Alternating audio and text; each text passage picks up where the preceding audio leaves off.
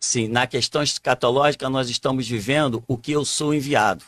O ministério de Elias, que é o ministério da restauração.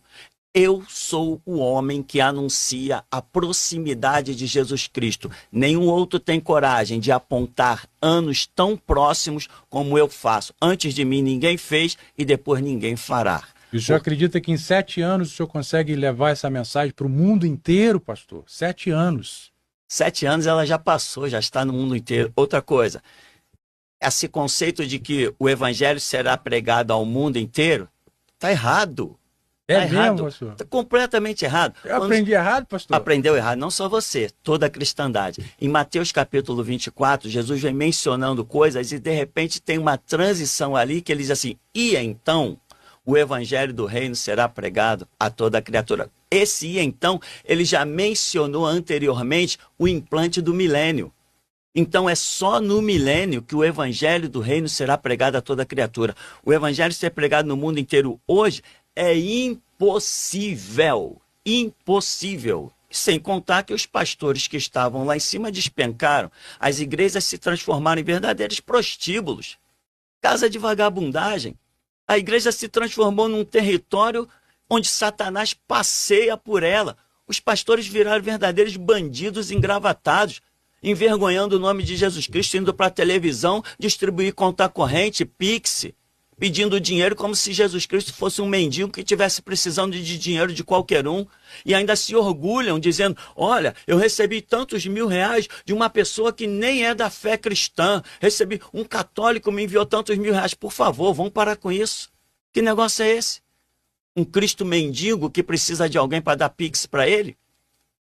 Não, essa não é a realidade. Então as igrejas nunca mais crescerão e alcançarão o mundo. Esquece. Quando a Bíblia diz em Mateus 24, e o evangelho do reino será pregado a toda criatura, ali já está implantado o milênio. Só que, com respeito aos exegetas, mas eu não sou apenas um exegeta. Eu recebo a revelação de Deus. Ah, por quê? Você está se achando melhor que os outros para receber a revelação de Deus? Estou. Vou dizer por que eu sou o melhor. Eu sou o melhor porque na minha juventude, na minha adolescência, na minha juventude, enquanto muitos estavam desfilando nos prostíbulos, eu estava comendo Bíblia. Enquanto muitos estavam na samba, na praia, no futebol, cantando as garotinhas e as menininhas por aí, eu estava comendo Bíblia. Então eu sou o melhor. Enquanto muitos estavam passeando, curtindo a sua vida nas MPB, nos shows populares, curtindo o seu rock, deixando o culto da igreja, deixando a escola dominical, deixando o evangelismo para curtir a sua vida. Não, porque eu sou jovem, deixa esse negócio de pregar para os velhos. Quando eu tiver velho, eu vou pregar também. Enquanto eles faziam isso, eu estava negando a minha juventude em cima de uma Bíblia. Eu estava negando, eu estava com as minhas dificuldades. Eu era criticado pelos meus irmãos. Vamos lá jogar uma bola? Não, não, não. Tô lendo aqui. Que isso, cara? Um sol desse? Por favor. Então eu sou o melhor que Jesus Cristo tem na terra, porque eu renunciei à minha juventude. Eu não conheço um quarto de motel com uma prostituta. Isso não conhece. Pode vasculhar todos os hotéis da cidade, meu nome não está escrito em nenhum teto. Eu sou o melhor que Jesus Cristo tem. E por isso eu recebi o chamado para ser Elias, o último que anuncia a sua vinda. Pastor, topa algumas perguntas? À vontade.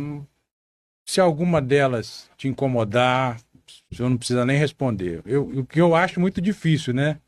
Por que o senhor se declara, se auto-intitula o Elias, mencionado em Malaquias 4:5? Veja, em 1º e 2 Reis, no capítulo 18, nós temos ali Elias e os profetas de Baal. E a cena é que diz que Elias restaurou o altar do Senhor. E dali nós identificamos, pela ação de Elias, que ele tinha um ministério chamado Ministério de Restauração.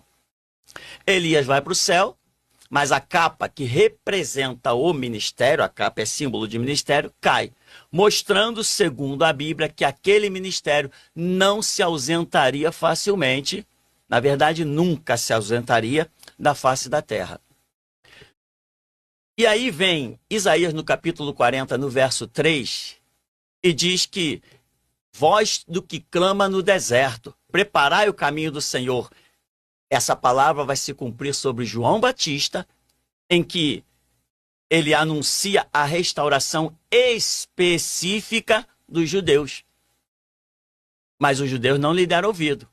Tanto que depois veio o massacre. No ano 70, Roma acaba com eles. Não deixa pedra sobre pedra, destruiu o templo completamente, se cumprindo a profecia de Jesus. Então, João Batista é também, em virtude do ministério de restauração, chamado de Elias. Mas ele não é o Elias de Malaquias capítulo 4, mas ele também é chamado de Elias.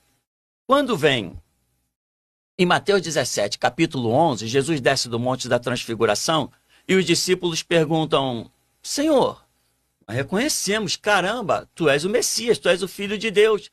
Por que dizem os escribas que é necessário que Elias venha primeiro? Aí Jesus vai e brinca com as palavras, entre aspas. Diz que, não, Elias Já virá. veio.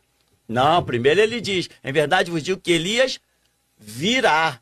E se quereis saber, Elias já veio. Vocês não... Então, mas o que virá é um, Entendi. e o que veio é outro. Aí diz que os discípulos entenderam que ele falava de João Batista. Sim, no que veio. Porque o que veio foi a voz da restauração ao fim da lei para a nação de Israel. Mas viria um Elias gentílico que fecharia a era da igreja. E eu estou fechando a era da igreja. Depois de mim não vai se levantar mais ninguém. Será que as pessoas não são capazes de perceber a unção que está sobre mim? Será que elas não são? Será que dentro desse estúdio aqui não tem ninguém sendo impactado por essa unção que está sobre mim? Eu sou o último Elias que havia de vir. Quem não quiser receber, que não receba. Mas o trajeto vai ser cumprido. Então, Jesus vem e diz assim, ó, em verdade vos digo que Elias já veio. Ele está mencionando João Batista. Ele diz, e se quereis saber, fizeram com ele tudo o que quiseram. Mas Elias virá e restaurará todas as coisas. Não é só a nação de Israel. Todas as coisas. Eu pego a nação de Israel, eu pego o judiciário, eu pego o Brasil, eu pego o mundo, eu pego os Estados Unidos. De modo que eu já falei que eu cuspo na Constituição dos Estados Unidos. Eu não respeito os pastores dos Estados Unidos. São bandidos, mercenários pedindo, esmolando dinheiro em nome de um tal Jesus que não é o meu. Então, quando a Bíblia diz, quando Jesus diz Elias virá, isso é futuro. Isso é futuro do presente. A expressão futuro do presente, no verbo virá, significa que é algo que só poderá ser cumprido a partir do momento da fala. Então, Elias virá, mas só que João Batista já tinha vindo. Então, quando ele usa o futuro do presente no verbo vir, ele não está falando de João Batista. Ele está falando de mim. Está falando de alguém que viria no cumprimento de Malaquias, capítulo 4. Aí vem o Evangelho de João.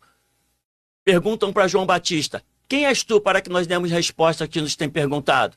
E ele diz assim, eu sou o enunciado do profeta Isaías. Ora, eu sou o enunciado do profeta Isaías, Isaías 40, verso 3. Eu sou a voz do que clama no deserto. Aí pergunta no capítulo de João 1, verso 21, és tu Elias? Ele diz, não sou. Ele diz que ele não é o Elias, que não é. porque ele faz separação entre a voz do deserto, o tipo de mover espiritual que o classifica como Elias, mas não o Elias de Malaquias capítulo 4.